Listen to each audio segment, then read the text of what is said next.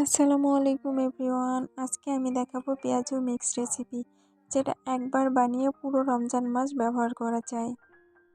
দেখতেই পাচ্ছেন আমার পেঁয়াজুগুলো কত সুস্বাদু দেখাচ্ছে। তো চলুন রেসিপিটা শুরু করা যাক। প্রথমে আমি নিয়ে নিয়েছি 4 রকমের ডাল।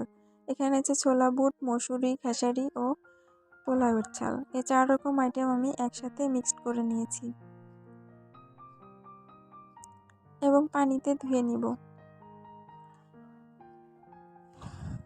এই যে 4 রকমের ডাল এমন অবস্থায় এসেছে এবং পানিতে ধুয়ে নেওয়ার পর আমি একটা ছাঁকনির সাহায্যে পানিগুলা ঝরিয়ে নিয়েছি।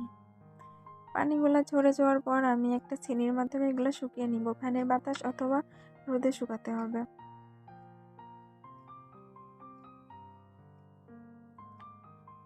শুকানো হয়ে গেলে এগুলো আমি ব্লেন্ডার করে ফেলবো। এই পর্যায়ে এসেছে, শুকিয়েও গেছে। এখন আমি ব্লেন্ডার করে নিব।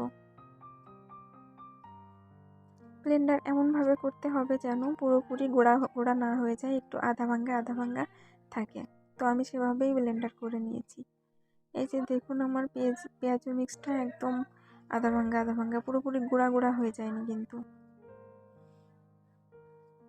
এই অবস্থায় আমি এই গুঁড়াগুলা আবার শুকিয়ে নেব।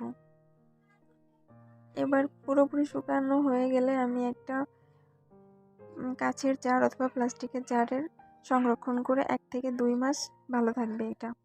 তো আমি বানিয়ে নিয়েছি পুরো রমজান মাস, আমার আর কোনো ঝামেলা নেই।